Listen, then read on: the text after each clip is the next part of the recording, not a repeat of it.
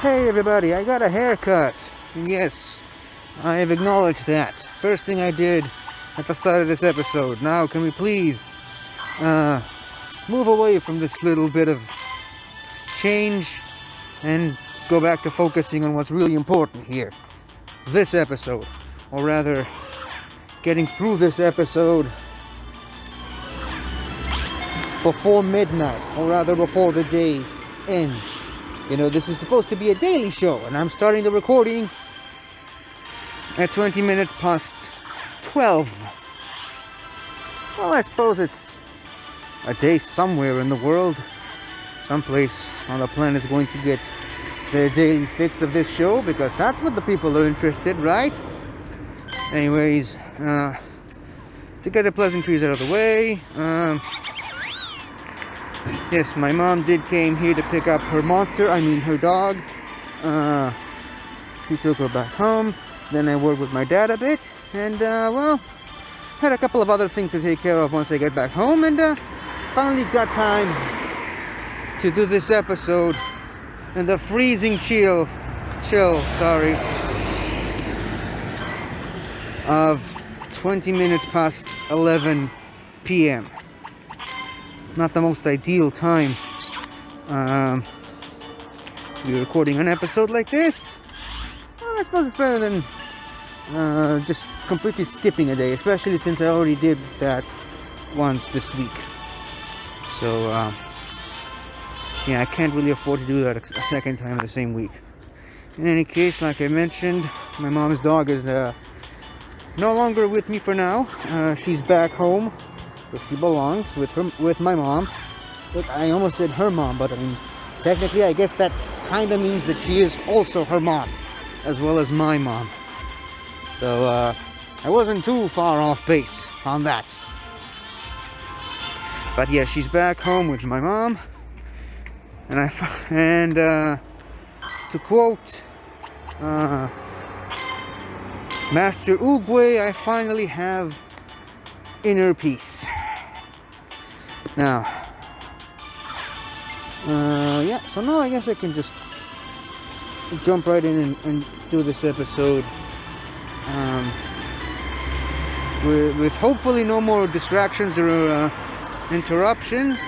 The only problem is, first of all, Joltik is now appearing more frequently in the wild, something that I've noticed earlier today. Not really sure why, but hey, it's a Joltik. Why not? Is that the first electric and bug type Pokemon? I gotta look that up, by the way. It's interesting. Generation 5 introduced a bunch of new previously unseen type combinations. I've already mentioned bug and electric with Joltik. There was Ground Ghost with Golurk and Golett, obviously. Ground Electric with Stunfisk. Fighting Dark with Scrafty. Dark Steel with Bishop, which I'm still working on, by the way. Still haven't found a single Volibee in the strange eggs. But yeah, should be something pretty interesting. Let me just quickly check it out. I put a shiny in there and nobody even noticed, because it's shiny Gengar. Not a lot of people can notice that. Okay, let's see. If we just go over quickly most, if not all, the Pokemon that I currently have. I think Electric Bug might be on there somewhere, but I'm pretty sure that none of the other ones that I've mentioned are there. Especially Ground Electric, because I do believe Stunfisk is the only Ground and Electric Pokemon. Obviously, we're not going to see this in Gen 1, where the type combinations were a little bit more simple. Or Generation 2, I believe. Let's see, Electric and Bug. Don't think Hoenn has those. Although Volbeat and Lumise could have totally been Electric Bug, but they weren't. Blah blah blah blah blah. Nope, I'm not seeing none of these jump out to me too much. So yeah, electric and bug was a first for the Unova region. Come to think of it, I think also Woobat and Swoobat were as flying and psychic. I believe that was the first. So that's that. Ground and Dark actually might be also a first, with Sandile and the Crocodile line. Also Crustle with Bug and Rock. Wow, they really went all out with those new type combinations. Also very unique to two specific Pokemon.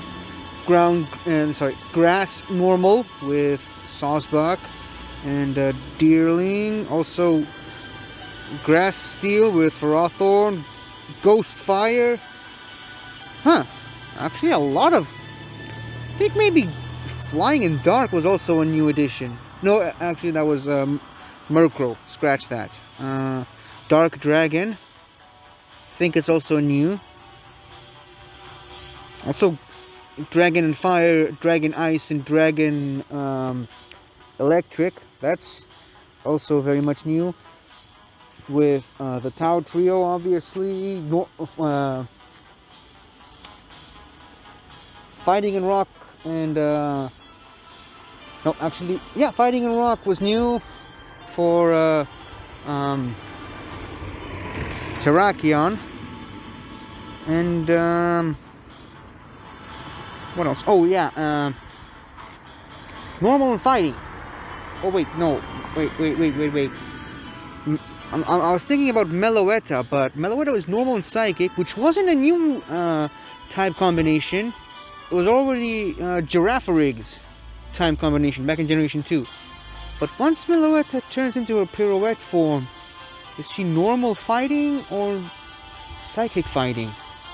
I think it's Normal Fighting. Time combination that wasn't seen again until Generation 7 with Stoffel and Beware. But actually I have almost most of the Pokédex, at least until the unencountered Noibat. So yeah, that's it. Oh, by the way, forgot to mention this. I don't know if you guys can see behind me, but there's a giant thing over there. Today's the first day of Hanukah, so happy Hanukah to everybody. Now this thing behind me, I almost call it a menorah, but it isn't. That's a very pretty significant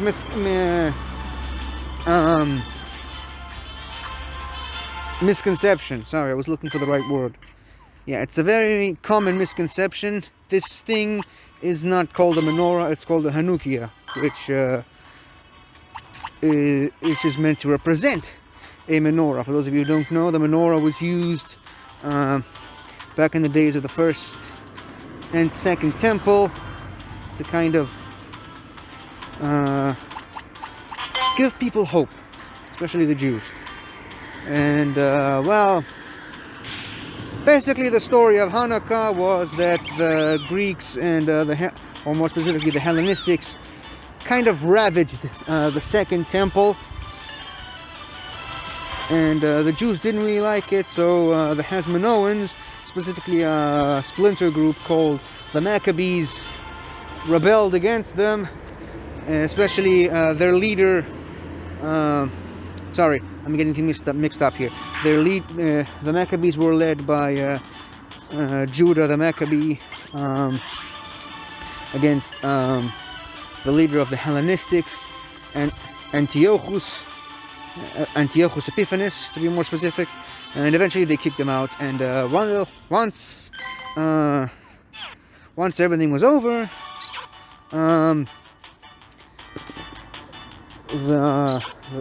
the temple was safe and Greek-free, but it was in shambles. And the only thing they had to, give them hope and unite the Jewish people was a sort of a, hey guys, we won, sort of a thing. The only thing that they had was the menorah, but back then the menorah was lit with oil candles, and they really didn't have a lot of oil since the Greeks used most of it. So what did the Jews do? They searched all over the temple for any sign of oil at all, and all they found was this tiny little vase or vase. I don't know what the correct pronunciation of it is, but they found this really just tiny vase full of oil to light up the fire, and well, then they were even more disappointed because it's just a tiny little vase, right? How much oil could they possibly have in it? You know, it wasn't going to be enough to, you know, give everybody hope and a sense of victory. But they used it anyway, and that little vase actually lasted for 8 straight days and 8 nighs, which obviously united the people, and kind of, you know, everyone was like, oh, look at that, there is a God after all, and, you know, that sort of religious stuff. Again, it's just a story, it's all a matter of whether you choose to believe it or not. But, yeah, should probably do something with all these Polywag candies at some point. Where was I? Oh, yeah. So, once that was over and done with,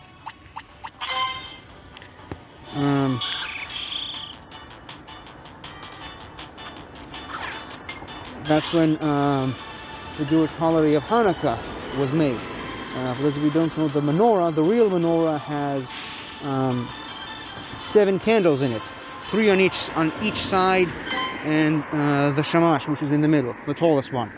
And a modern Hanukah, what people call menorahs today, what traditional people use to light up during Hanukkah, that thing has 9 candles on it, 4 on each side, and obviously the shamash, which is the tallest one, the one you light up first, then use that one to light up all the other ones. So yeah, that's basically the main difference between a menorah and a Hanukah. Again, subtle differences, and like I said, very common misconception. Most people just barely even acknowledge it these days because, you know, who's going to explain a 2,000-year-old story to people these days? But, well, I am, certainly. But, yeah, that's just me. I'm not like anybody else. But yeah, that's basically the story of Hanukah, the story of the menorah, or the Hanukah, as I just explained why it's called that way. Hanukah is also a derivative from the word Hanukah, and the word Hanukah, well, it's also derivative from the specific date that this holiday is celebrated on. Oh, look at that, a shiny Garchomp. I don't even know how I was able to recognize that. Hold on. Yeah, it's very clearly a shiny Garchomp. Put Snorlax in there, just cause. No, wait, that's not a good idea. There's already a Miltank in there. We want to put 2. Hold on. We want to put 2 normal types in this place. Let's put Sceptile because I don't think there's a grass type in there. It is very clearly a shiny Garchomp. I'm not hallucinating here. It's yeah. I mean, just look at it. It's much more pale than regular Garchomp. The colors are much more saturated. Or is it vibrant? I don't know. I'm not a color expert. I've never been able to tell the difference between these two. Anyways, this is clearly a shiny Garchomp. And I noticed that. Because I'm cool like that. Okay, anyways. Just for comparison, I want to just take a look at my Garchomp. Hold on. Now, where was I? Oh yeah, Hanukah. So yeah, I mean, then that's basically it. That's basically the whole story. No real reason to keep talking about it. Where's my Garchomp? Funny how a simple Garchomp can distract... There, see? You can clearly tell that there's a difference in the colors. I wish I could do a side-by-side comparison, but I mean... This one looks a little bit more blackish blue, or bluish black. The other one is just straight up pale black. See? You can definitely tell the difference, especially like the red parts are a little bit more orange, and the yellow parts are a little bit more mustardy yellow.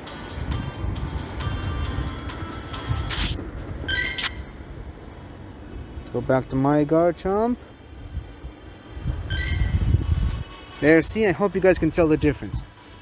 Because, you know, some people say that you can't really tell the difference between shiny Garchomp and regular Garchomp. Well, joke's on you, because I can. Anyways, I think I just told you guys the story of Hanukah in about 15 minutes. Or less, probably, because I spent some time talking about the Univerdix. Maybe I should just keep going all the way to the end of the street and turn around. And that'll be the episode for today. At least I got to talk about something.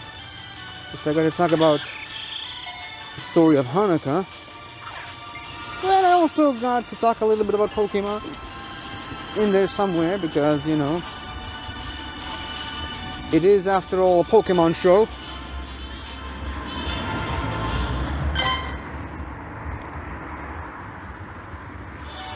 Because, you know, you gotta talk about Pokemon at some point on a show about Pokemon. Otherwise, why even bother? Anyways, yeah, I basically just gave a very quick example of the story of Hanukah. Obviously, the real story is much longer, much more detailed. But I basically just give you the kiddie version of what happened. Sort of a summarized version of the events. Also, like, Judah the Maccabee, his father was called Matityahu, and he's the one that actually gathered everyone together. It was his idea to rebel, but Judah the Maccabee kind of led this the splinter group called the Maccabees. The Hasmoneans, they were all the warriors that kind of rebelled against the Hellenistics, but the Maccabees, they were the ones that actually led the charge. They identified themselves as Maccabees instead of Hasmoneans, and I believe Judah the Maccabee got that name. I mean, he earned his title for doing something. This is the part of the story where I kind of get a little bit fuzzy. But yeah, that's basically the story of Hanukah. And oh, by the way, just in case you were interested, oh, look at that, Kuna. That's important. Just in case you are interested, I know I keep mentioning this over and over again, but I am working on a Pokemon fan game based on Israel, and there is actually going to be a very Hanukah-inspired Pokemon in this game. I don't want to reveal too much. What's it going to be? What is it going to look like? Or how exactly does Hanukah factor into this Pokemon's design? But honestly, I love it. I absolutely love what I was able to come up with for that particular Pokemon's concept, and I really hope people will love it too. Well, the problem is I'm kind of working on a very tight budget, and I can only really afford one artist at the moment, who is currently working very hard in creating my legendaries, my box art legendaries. And you'd know that if you were signed up to my Patreon, patreon.com/Pokemon Star, Cross, and Crescent. But you don't know that because none of you are signed to my Patreon, because nobody is signed up to my Patreon yet. And people who sign up to the Patreon get early access to these things. To what these Pokemon are going to look like early concept arts, which I received earlier today. But yeah, I'm not mad that nobody signed up to the Patreon. I'm not mad at the slightest. You know, people are going to donate, and people are going to go where they want to go, and there's nothing that I can do about it, can I? All I can do is just keep trying to promote the Patreon as much as I can, and hope that eventually it's going to become more profitable, become an actual viable thing for me. But yeah, that's it on that front. I think I've bored you guys enough with this episode. And to be honest, I wanted this episode to be short.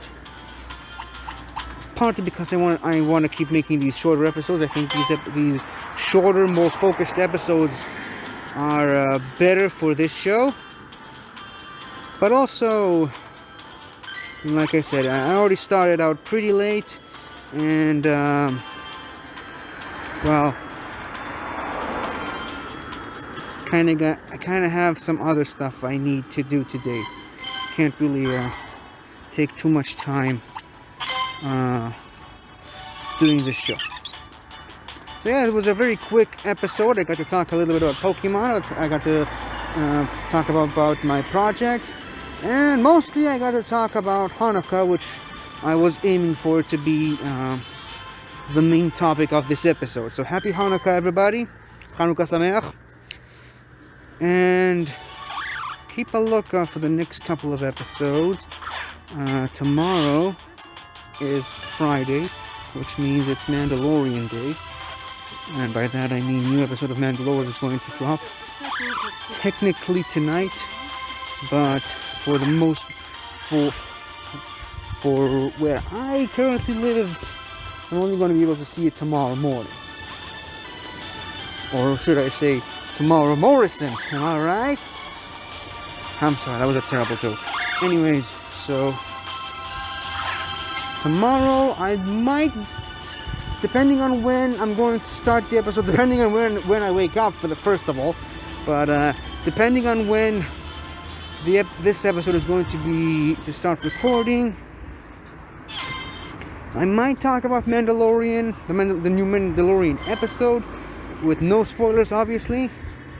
I might also give my predictions on what I think is going to happen. By the way, I have started, starting from the previous episode, I've actually started recording myself watching the episode and then uploading a live reaction to my channel. Not the full episode, obviously, for copyright reasons, but I'm going to record myself reacting to random events that happened that I think got the best reaction out of me. I think that's the best course of action, and that's what I'm going to do for tomorrow's episode. And the day after tomorrow, Saturday, is going to be a pretty big day. First of all, let's not forget, there's this thing right here, the new Pokemon Go Kanto Tour event. Oh wait, that's February 20th. Huh, my bad. Well, I guess Saturday's not going to be as big of a day as I thought it was on the Pokemon Go side. However, on a different front, Saturday is Schmodown Spectacular Day. Me and my friends from the Medium Sweaties Network, specifically the Get Sweaty show, are already discussing. There's that shiny Garchomp again. Me and my friends from Get Sweaty are already discussing doing a live watch along to the Spectacular, which is looking like it's going to be 6 hours long, if not even longer. I don't know. I'm pretty sure Spectacular 5 was 5 hours long, so makes sense that Christian would want to top that tremendous accomplishment with Spectacular 5. But yeah, it should be a lot of fun. Me and my friends are going to hopefully have fun, and hopefully, because I live on the other side of the planet, I could actually stay awake for most of it. But we'll see. We shall see. In any case, that's mostly for tomorrow. For today, all I got to do is try to get back home in one piece and finish this episode. Hopefully upload it soon. Anyways, it's getting really cold out here, and the cat apparently decided to start meowing at me. Anyways, like I said, it's getting very cold out here, so I'm gonna quickly head back to my home, and I'll see you tomorrow. Goodbye, everybody. Happy Hanukah. Hello again, everybody. I really hope you enjoyed this video, cause I really enjoyed making it. So, if you like what you've seen here, please remember to like, share, comment, and subscribe for more awesome content like this. So, until next time, guys, I'll see you guys next time.